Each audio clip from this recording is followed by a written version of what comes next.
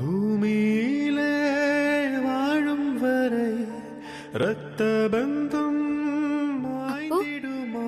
நான் வயித்துல இருக்கும்போது அம்மா என் மேல அவ்வளவு பாசமா இருந்தாங்களாப்பா. கண்ணீரும் கரை சேர்ந்திடுமா விண்ணுக்கும் மண்ணுக்கும் சொந்தங்கள். ஆமாம்மா, சின்ன சின்ன விஷயத்துக்கெல்லாம் இது புள்ளைக்கு சேராது, இதெல்லாம் புள்ள கேட்க கூடாதுன்னு ரொம்ப கேர்ஃபுல்லா இருந்தா.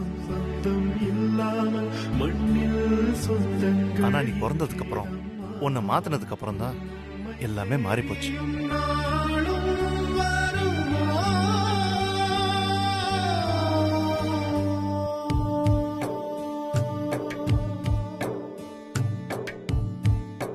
நீ கவலைப்படாத துளசி. நீ வயிற்றுக்குள்ள இருக்கும்போது உன்னை எப்படி பார்த்துக்கிட்டாலும் அதே மாதிரி உன்னை கேர்ஃபுல்லா பார்த்துக்கிற நாளும் வரும். மறுபடியும் பைரவி உங்ககிட்ட பாசமா இருக்கும். இந்த நாளுக்காக தான்ப்பா நான் வெயிட் பண்றேன். ஆனா அப்படிப்பட்ட நாள் எப்போ வரும் தான் தெரியல.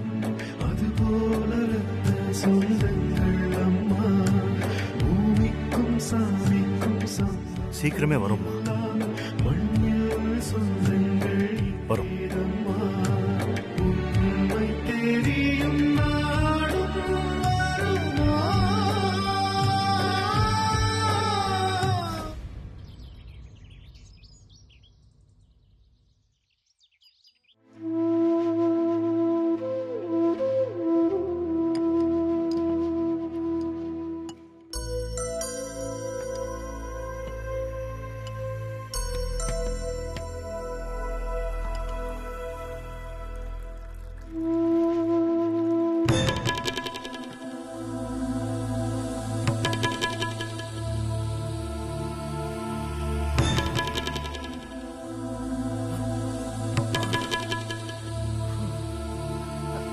என்னடா அது ரவுடி மாதிரி கையில கர்ஷிப் கட்டியிருக்க?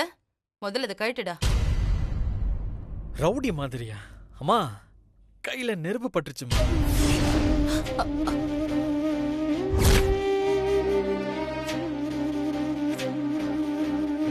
நெருப்பு பட்டுடுச்சா? டேய், என்னடா சொல்ற? ஐயோ அம்மா, என்னாச்சு மாமா? டேய் காட்டு. அம்மா என்னடா ஒண்ணும் இல்லம்மா, சொல்ற? ஃப்ரீயா விடுங்க.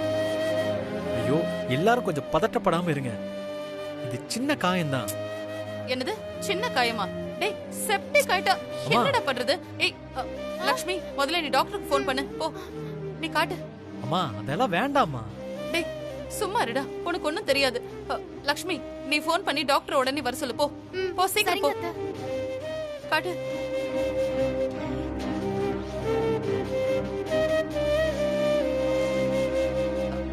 விஸ்வா, ரொம்ப வலிக்குதாடா? சுத்தமா வலிக்கலமா.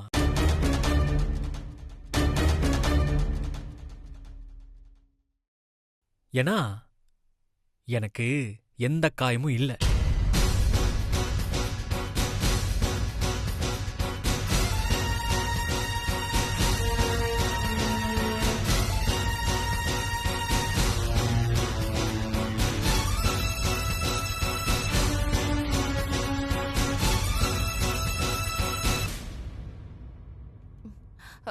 டேய் என்னடா இது விளையாட்டு? எதுக்குடா பயமுறுத்துற? உங்க வயித்துல பிறந்த புள்ளான உடனே எப்படியாச்சு? டாக்டர்கிட்ட போனியா? அப்படி இப்படின்னு இப்ப எப்படி பதறன? ஆனா துளசி, யாரோ பெத்த புள்ளன் தானே, சூடு பட்டதும் கொஞ்சம் கூட பதறாம இருந்தீங்க.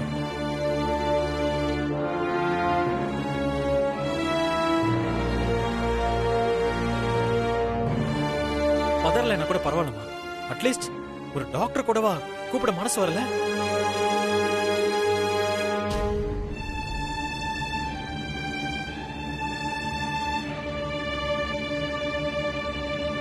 எப்படி மனசு வரும்? இங்க இருக்கிற அரக்கிங்க பேச்செல்லாம் கேட்டுக்கிட்டு நீங்களும் ராட்சசி மாதிரி மாறிக்கிட்டு வரீங்க. அப்புறம் எப்படி உங்களுக்கு மனசு வரும்? டேய், யாரா ராட்சசி மாதிரி மாறிட்டு இருக்கா? நீங்கதாம்மா.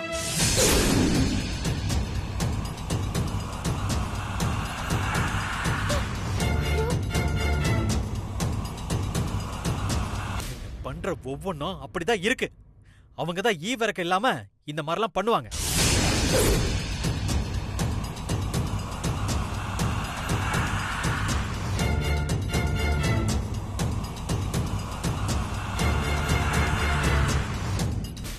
என்ன விஸ்வா பேசுற? அத்தைய பார்த்தா உனக்கு ராட்சசி மாதிரியா தெரியுது? நீங்க பேசாம இருங்க, நான் உங்ககிட்ட பேசல.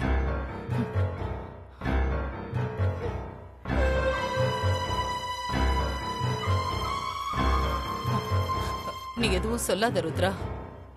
பெத்த அம்மாவை பார்த்து ஈவு இறக்கம் இல்லைன்னு சொல்ற அளவுக்கு வந்துட்டான். இப்ப என்ன சொன்னாலும் அவன் கேட்க மாட்டான். அதுக்காக என்ன வேணாலும் பேசுவான், நம்ம கேட்டுட்டு இருக்க முடியுமா அத்தை? விஸ்வாவை பெத்து வளர்க்க எவ்வளவு கஷ்டப்பட்டிருப்பீங்கன்னு ஒரு பொண்ணா எனக்கு தான் அத்தை தெரியும்.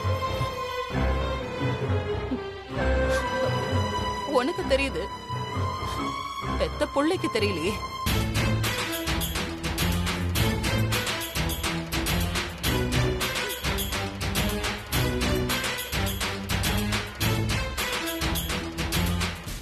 எப்படி அத்தை தெரியும்? அதான் இங்க ஒருத்தி நம்ம விஸ்வாவை நல்லா பிரெயின் வாஷ் பண்ணி வச்சிருக்கால, அதுக்கப்புறம் எப்படி இவனுக்கு தெரியும்?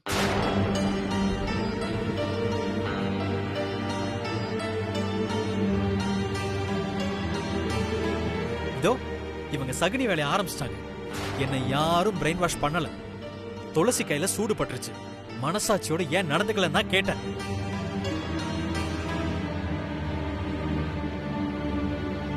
ஏமா, இதுவே துளசி உங்க வயித்துல பிறந்திருந்து இப்படி பண்ணியிருந்தா நீங்க பேசாம இருந்திருப்பீங்களா?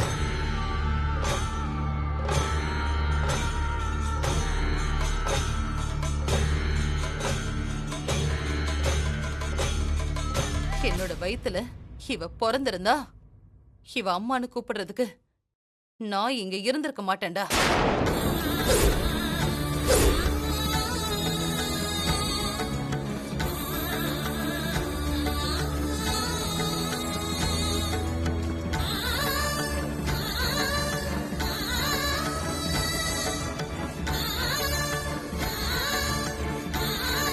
ஆம்பளை குழந்தை வேணும்னு போகாத கோயில் இல்ல, வேண்டாத சாமி இல்ல. எப்ப பார்த்தாலும் ஆம்பளை புள்ளைய கூடன்னு ஊர்ல இருக்கிற சாமி கிட்ட எல்லாம் வேண்டிக்கிட்டேன். என்னோட வேண்டுதலை பார்த்து அந்த சாமியை மனசிறங்கி பொண்ண கொடுத்துச்சு. நீ பிறந்து என்ன உயிரோட வச்சிருந்த. ஆனா இப்ப வார்த்தைய வீசி என்ன கொன்னுட்டியேடா, கொன்னுட்டியே. நீங்க ஆம்பளை புள்ள வேணும்னு வரம் கேட்டதுனால மனசாட்சியே இல்லாம அந்த சாமியும் வரம் கொடுத்துருச்சு. இப்போ கஷ்டப்படுறது நான் தான்.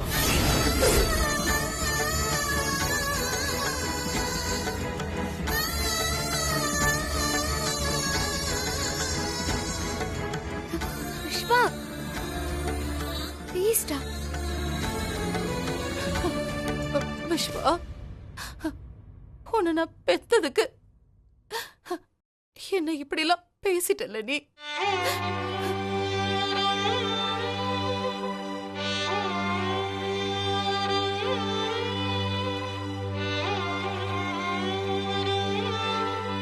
அத்தை, அத்தை.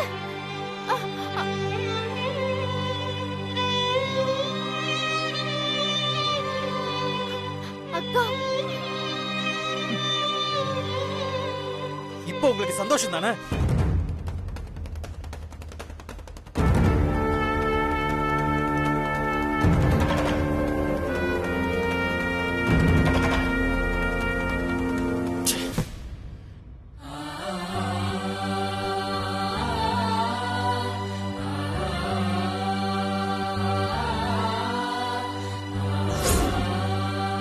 ஆம்பளை புள்ள வேணும்னு வரம் கேட்டதுனால மனசாட்சியே இல்லாம அந்த சாமியும் வரம் கொடுத்துருச்சு. இப்போ கஷ்டப்படுறது நான் தான்.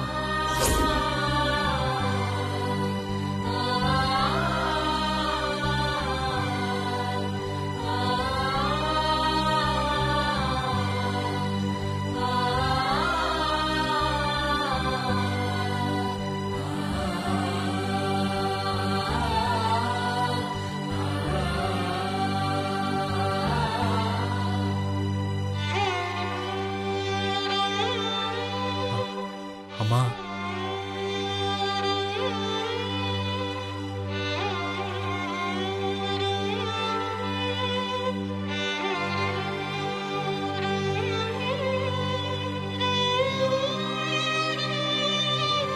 சாரிம்மா, உங்ககிட்ட நான் அப்படி பேசியிருக்க கூடாது.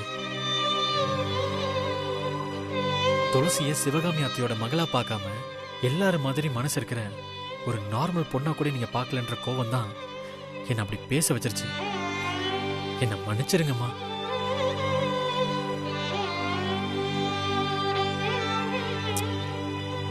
என்னம்மா சாரி கேட்டதுக்கு அப்புறமும் எதுவும் பேசாம இருக்கீங்க? இன்னும் உங்களுக்கு என் மேல கோவம் போலியா? எப்படிடா போகும்? எப்படி போகும்? ஆம்பளை புள்ளதான் வேணும்னு நான் போகாத கோயில் இல்ல, வேண்டாத சாமி இல்ல. எப்ப பார்த்தாலும் ஆம்பளை புள்ளைய கூடன்னு பாக்குற சாமி கிட்ட எல்லாம் நான் வேண்டிக்கிட்டேன். என்னோட வேண்டுதலை பார்த்து அந்த சாமிய மனசரங்கி பொண்ணு கொடுத்துச்சு. அத போய் மனசாட்சி இல்லாம கொடுத்துருச்சுன்னு சொல்றேன். இந்த வார்த்தை உங்ககிட்ட இருந்து கேட்கும் போது எப்படிடா என் கோவம் போகும்?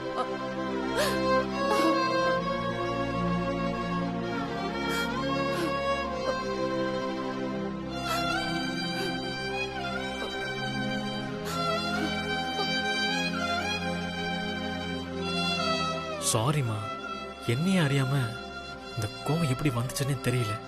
சாஃப்டா சொல்ல வேண்டியத ஹார்ஷா சொல்லிட்டேன். அதனால தான் அப்படி வார்த்தை வந்துருச்சு.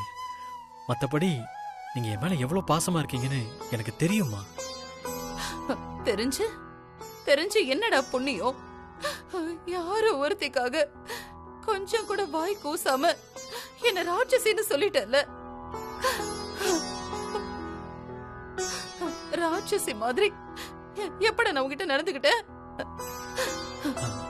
என்கிட்ட இல்லம்மா, துளசி கிட்டயும் சிவகாமி அத்தை கிட்டயும் நடந்துக்கிறத பத்தி தான் சொன்னேன். ஒருத்தவங்கள பிடிக்கலன்னா ஒதுங்கி போயிடணும். ஒதுங்கி போகாம கூடவே வந்துட்டு இருந்தா கோவம் தான் வரும்.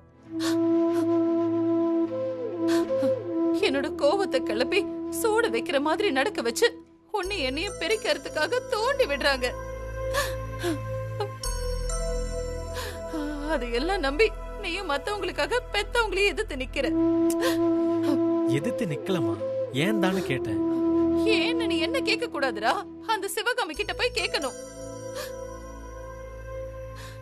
எங்க அம்மாவுக்கு தான் உங்களை பிடிக்கலையே, அப்புறம் ஏன் உங்க மகளை எங்க தங்க வச்சீங்க? எதுக்காக ஏன் மனசுல ஆசைய வளர்த்தீங்க? நீங்க ஆசைய வளர்த்ததுனால என் அம்மாவை எதிர்த்து நிக்கிற மாதிரி ஆயிடுச்சுன்னு உன் கோவத்தை நீ அங்க போய் கொட்டணும்டா. அதை விட்டுட்டு என்கிட்ட வந்து கேக்குற. இங்க பாரு விஸ்வா, அந்த துளசி லக்ஷ்மிக்கு சூடு வச்சுட்டா.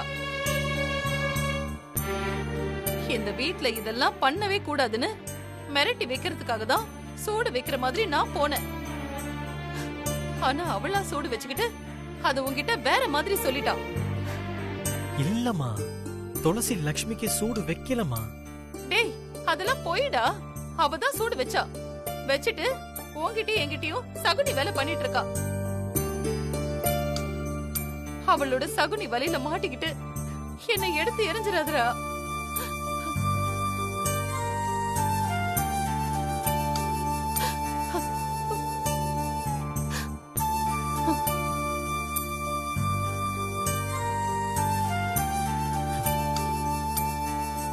சரிம்மா, இனிமே நான் எடுத்தறிஞ்சு பேச மாட்டேன்.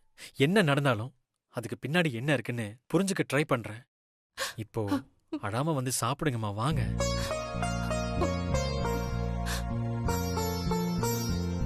அம்மா, உங்களுக்கு பிரஷர் இருக்குமா, சாப்பிடாம இருக்க கூடாது. வாங்கம்மா, சாப்பிடலாம்.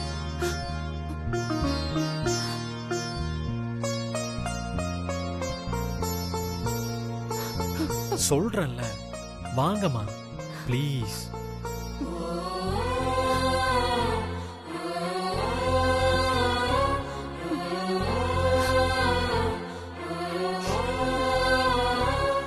வாங்க வாங்கம்மா.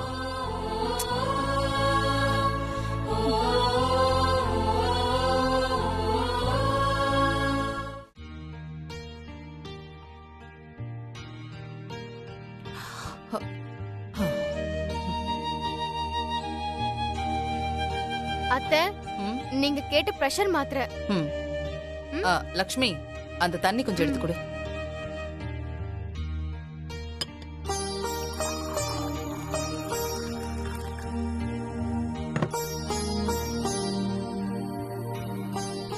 எல்லாத்தையும் எடுத்துக்கிட்டேன். ம்.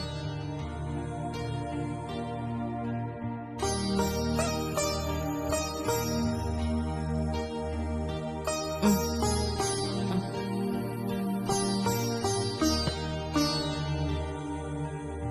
என்ன ருத்ரா? சாப்பிட்டீங்களா அத்தை? ம், சாப்பிட்டேன் ருத்ரா.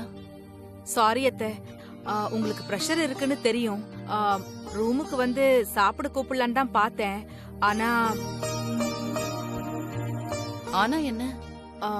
விஸ்வாவும் துளசியும் மாடியில தனியா பேசிட்டு இருந்தாங்க. என்ன பேசிக்கிறாங்கன்னு பார்த்துட்டு அதுக்கப்புறம் உங்களை சாப்பிட கூப்பிடலான்னு நினைச்சேன். ஆனா அதுக்குள்ள விஸ்வா வந்து உங்ககிட்ட சாரி கேட்டு சாப்பிட வச்சிட்டான். ஆமா ருத்ரா, பேசுனதெல்லாம் தப்புன்னு சொன்னான். இனிமே இப்படி எல்லாம் பேச மாட்டேன்னு சொல்லி சாப்பிட கூப்பிட்டான். அவனும் சாப்பிடாம இருக்கிறதுனால அவனை மன்னிச்சு நான் சாப்பிட்டேன். என்ன இருந்தாலும் என் மேல உள்ள பாசத்துல அவன் வந்து கூப்பிடும் போது கோவத்தெல்லாம் தூக்கி போடுற மாதிரி இருக்கு. அத்தை, உங்ககிட்ட வந்து விஸ்வா மன்னிப்பு கேட்டது உங்க மேல உள்ள பாசத்திலயோ இல்ல நீங்க பிரஷர் உடம்போட இப்படி சாப்பிடாம இருக்கீங்களேங்கிற அக்கறையிலயோ இல்ல. வேற எதனால? துளசி மேல இருக்கிற லவ்னால அத்தை. அவதான் உங்ககிட்ட மன்னிப்பு கேக்குற மாதிரி பேசி சாப்பிட வைக்க சொன்னான்.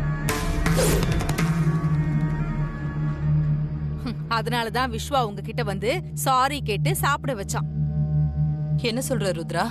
ஆமா அத்தை, தோ இந்த வீடியோ பாருங்க, உங்களுக்கே புரியும்.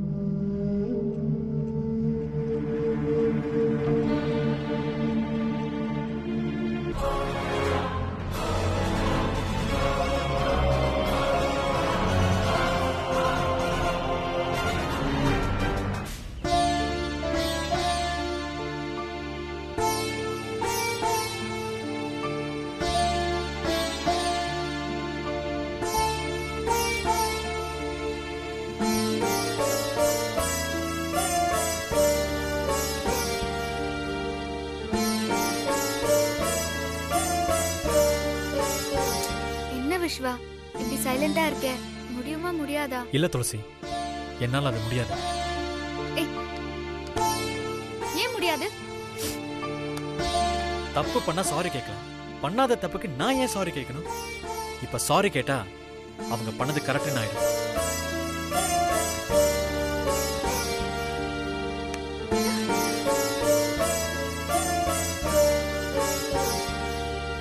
அதுக்கப்புறம் இந்த மாதிரி அடிக்கடி பண்ணுவாங்க. அண்ணா பண்ணட்டும் விஸ்வா, தாங்கிக்க என்கிட்ட தெம்பு இருக்கு. இன்னும் என்னதான் பண்ணுவாங்கன்னு பாப்போமே. தெம்பு இருக்குன்னு சொல்லாத துளசி. அம்மா கூட இருக்கிற ரெண்டும் மலை முழுங்கிங்க. ஒண்ணுக்கு 2 பண்ணி எவ்வளவு ஸ்ட்ராங்கா இருந்தாலும் உடைச்சிருவாங்க. உடைச்சா உங்களை போட்டு பாப்போண்டா. அத்தைய உள்ள இழுக்காத. இங்க பாரு விஸ்வா, நீ பேசினதை கேட்டு மனசு கஷ்டமாகி அத்தை சாப்பிடாம இருக்காங்க. அவங்களுக்கு பிரஷர் இருக்கு, சாப்பிடாம இருக்க கூடாது.